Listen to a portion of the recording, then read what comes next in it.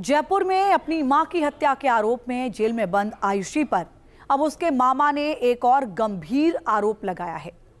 आयुषी के मामा और मृतक नीरज शर्मा के पारिवारिक वकील ने यह दावा किया कि नौकरी और संपत्ति के लिए आयुषी अपनी मां को रास्ते से हटाने के लिए जादू टोने कर रही थी। और इतना ही नहीं, आयुषी पर उसके पिता की मौत में साजिश का आरोप लगा है। पूरा मामला आप समझिए। आयुषी के पिता की कैसे मौत हुई थी, मां की कैसे मौत हुई, आयुषी पर आरोप क्यों लगे, हम इस रिपोर्ट के जरिए आपको समझाते हैं।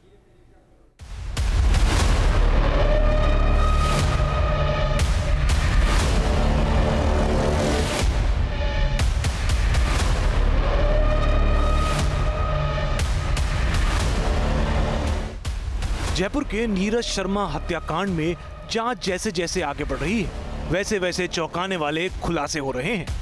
अभी तक की जांच में इस बात का खुलासा हुआ है कि नीरज की हत्या में उन्हीं की बेटी आयुषी का हाथ है। ये क्या कर डाला? बेटी ने मां को मार डाला।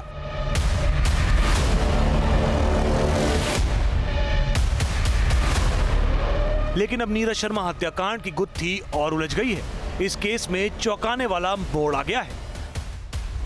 नीरज शर्मा के पारिवारिक वकील चंद्र प्रकाश शर्मा ने न्यूज नेशन से इस बात का खुलासा किया है कि आयुषी अपनी मां नीरज शर्मा को रास्ते से हटाने के लिए जादू टोने की क्रिया आजमा रही थी। तंत्र मंत्र के द्वारा भी जो है सीसीटीवी फुटेज में जैसा मिला है, स्वयं नीरज शर्मा ने हमें फ़ोन करके बताया कि मुझ पर तंत्र मंत्र विद्या का प्रयोग किया जाता है। नारियल में सिंदूर भरकर मेरे घर पर फेंके जाते हैं, चूड़ियाँ फेंकी जाती है, चुनरी फेंकी गई है और कुछ आग के जले हुए पुतले जो है मेरे घर पर फेंके गए हैं। ये सब क्या है? और अचानक से मेरे घर पर रात को भी इस प्रकार से जो है ये फेंकते हैं, तंत्र मंत्र करते हैं, आवाज़ें आती हैं। आयुषी ने तांत्रिकों की मदद से कई बार नीरज शर्मा पर जादू टोने की कोशिश की थी। नीरज शर्मा के घर पर आधी रात को टोने टोटके किए जाते थे। इसके पीछे की वजह सिर्फ एक थी, किसी भी कीमत पर आयुषी अपनी मां को अपने रास्ते से हटाना चाहती थी। तो यहाँ पर उन्होंने पहला प्रयास ये किया कि तांत्रिक विद्या के द्वारा किसी भी प्रकार से किसी तांत्रिक की सहायता से जो है नीरज शर्मा की हत्या कर दी जाए। लेकिन जब वो अपने मंसूबों में कामयाब नहीं हुए तो उन्होंने जो है सुपारी किलिंग करते हुए स्कॉर्पियो कार को हायर किया। नीरज शर्मा के भाई राकेश शर्मा को इस बात का यकीन है कि उनकी बहन पर जादू टोने और टोटके आजमाए जाते थे। हत्या से पहले काला जादू। रात के अंधेरे में नीरज के घर पर नारियल, चुनरी और जले हुए पुतले फेंके जाते थे। नीरज को घर में अजीब अजीब आवाजें सुनाई देती थी, जिससे वो काफी परेशान रहती थी।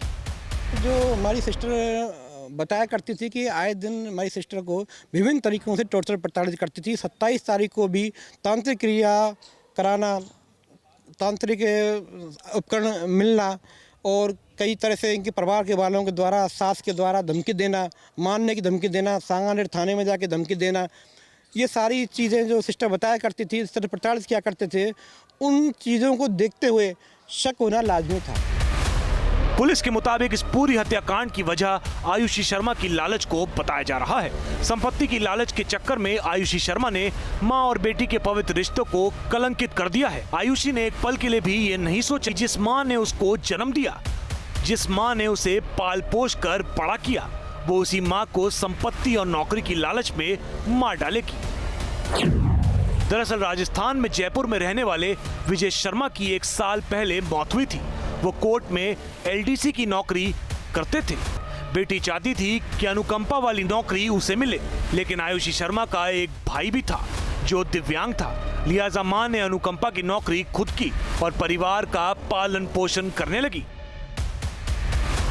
इससे नाराज होकर 24 साल की बेटी आयुषी पिता के कल्याण कॉलोनी स्थित पुराने घर में जाकर रहने लगी। लेकिन आयुषी शर्मा के मन में लालच घर कर चुका था, लिहाजा उसे सही गलत का फैसला कुछ भी सूझ नहीं रहा था।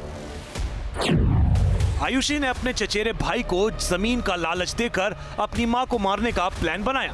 प्लान में बलराम को पिता मोहन शर्मा को भी शामिल किया। फिर आयुषी ने ताऊ को कहा कि प्लान बनाओ। ताऊ मोहन शर्मा ने भरतपुर के रूपावास के हेमंत शर्मा से संपर्क किया। हेमंत ने उनको प्लान दिया और उसके बदले 7 लाख रुपए मांगे।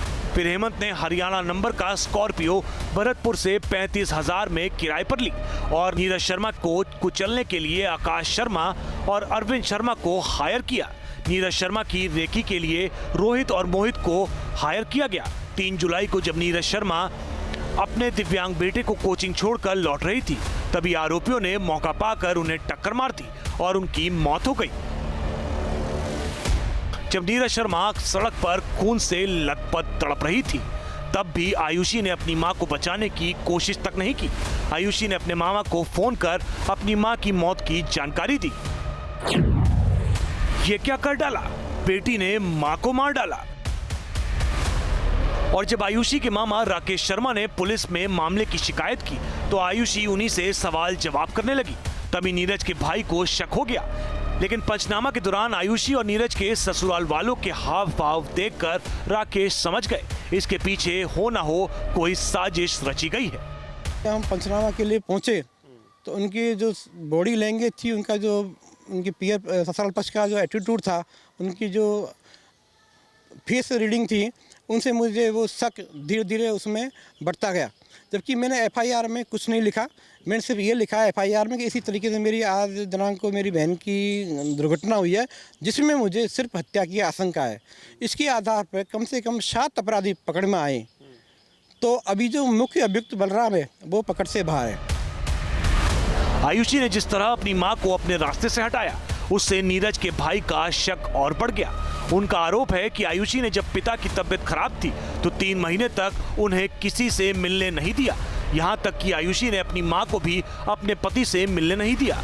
नीरज के भाई राकेश को इस बात का भी शक है कि उनके जीजा की मौत के पीछे भी आयुषी का ही हाथ हो सकता है। उन्होंने इस एंगल से भी जांच की मांग उठाई है। जिस तरह से मेरे जीजाजी की ब्रेन हेमरेज 2 बार हुआ था। फर्स्ट बार एसएमएस में भर्ती रहे थे, 15-20 दिन में वो अपने पूर्ण रूप से रिकवर होकर के कुछ दिनों बाद में उसने अपना वापस जॉब शुरू कर दिया। वो राजस्थान हाई कोर्ट में कोर्ट मास्टर के पद पर कार्यरत थे। इसके बाद में जुलाई 24 के लगभग उनका वापस ब्रेन हेमरेज हुआ, उनको एसएमएस में भर्ती कराया गया, जहां वो 50% रिकवर हुए। इसके बाद में उनको इन्फेक्शन के डर से नेविक हॉस्पिटल में लाया गया, जहां वो 90% रिकवर हो गए थे। दिसंबर 24 के बाद में बलराम आयुषी ने अपनी मर्जी से उनको प्राइवेट जगह रखा था, जिनके बारे में जानकारी हमारे परिवार के किसी व्यक्ति को नहीं है। लेकिन इन्होंने दिसंबर से लेकर के और 8 अप्रैल 25 तक इस मेरे जीजाजी को कहाँ रखा, किस स्थान पर रखा, क्यों रखा, ये सब संदिग्ध मामला है। पुलिस ने नीरज शर्मा की हत्या में शामिल 7 आरोपियों को गिरफ्तार कर लिया है। पुलिस ने मामले में नीरज शर्मा की बेटी आयुषी शर्मा को गिरफ्तार किया है। नीरज शर्मा के जेठ मोहन स्वरूप शर्मा और मोहित शर्मा को पुलिस ने गिरफ्तार किया। आकाश शर्मा, अरविंद शर्मा, हेमंत शर्मा और रोहित पुलिस की गिरफ्त में हैं, जबकि आयुषी के चचेरा भाई और मुख्य आरोपी बलराम फरार है। फिलहाल पुलिस इस पूरे मामले की जांच पड़ताल कर रही है। आरोपियों से पूछताछ की जा रही है। पुलिस एक-एक कड़ियों को जोड़कर हत्या की गुत्थी को सुलझाने में जुटी है। लेकिन अब इस केस में जिस तरह से नीरज शर्मा पर जादू टोने का दावा किया जा रहा है, पुलिस इस एंगल से भी मामले की जांच कर सकती है। ये क्या कर डाला? बेटी ने मां को मार डाला।